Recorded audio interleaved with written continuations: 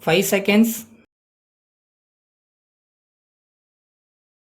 Start. Mr. President, ladies and gentlemen, when I received the invitation to inaugurate this, the 39th annual session of Federation of Indian Chambers of Commerce and Industry, I was somewhat hesitant in accepting it. I was aware that since independence, each annual session of the Federation has been inaugurated by the Prime Minister. This, in fact, was the main reason for my reluctance. These annual meetings are beginning to become almost a ritual, and I am not much of a believer in rituals. I am also not happy about the tendency to turn to the Prime Minister to inaugurate every function of importance and to consider that a function which is not inaugurated by the Prime Minister is only of second-rate importance. I feel strongly that other cabinet ministers as also people in public life outside officialdom should perform such functions far more frequently than they are at present doing. Your experience will always be useful. Within the ranks of industry, the younger group feels that it is not fully playing its part. I have often spoken of my intention to keep in touch with the younger generation.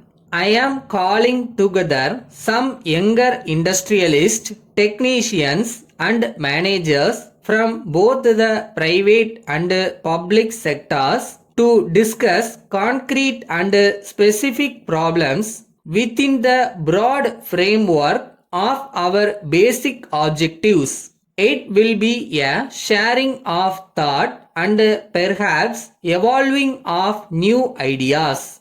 Dynamic changes are needed now in attitudes and functions. In your address, Mr. President, you have pointed out that India is still a depressingly poor country and expressed concern that we have not succeeded well enough in our effort to fight poverty and develop our economy. Poverty is indeed the central problem facing us, and it is the way in which we set out to tackle it that we as a nation will be judged. It is a long and arduous battle that we have to wage. It calls for clarity of purpose, determination, and unity. It also demands of us all the perseverance, the discipline, the hard work of which we are capable. Slowly and steadily, we shall be building a new and progressive nation in which even the poorest in our country will be able to enjoy a minimum level of living. There will be fuller employment, more widespread facilities of education and health, greater opportunities for youth, and less inequalities of income and wealth.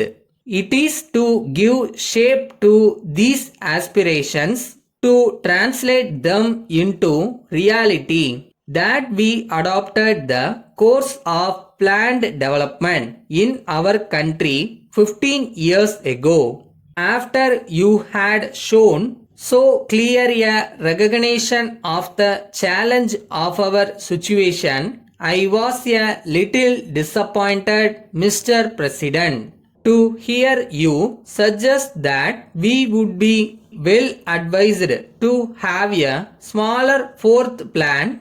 After a detailed analysis of all the relevant considerations and a recognition of the limits of the possibilities open to us, one may very well come to any conclusion about the size of the plan. Letter from the Secretary, Shorthand Writers Association, Madras, to its members.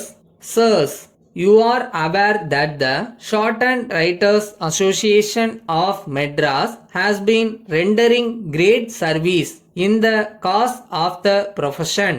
Presently, the association is housed in a small premises kindly provided by the government.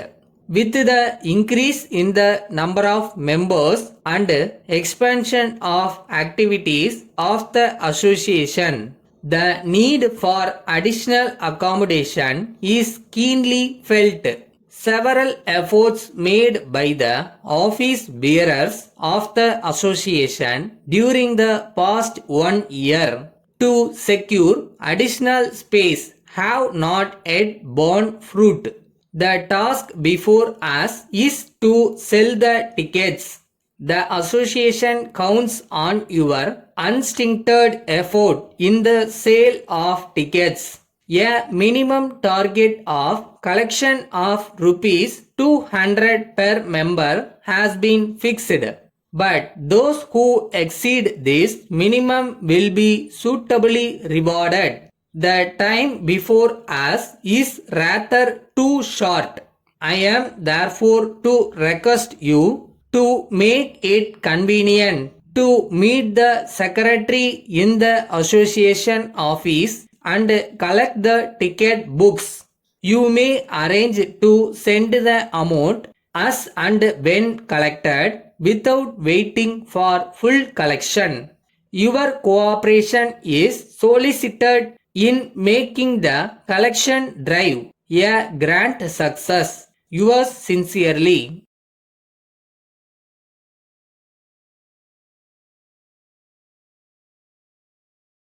வெற்றி ஒன்றும் அடைய முடியாத இலக்குலாம் இல்லை. அவங்களால முடியும்னா நம்மளாலையும் முடியும். அவ்வளோதான்.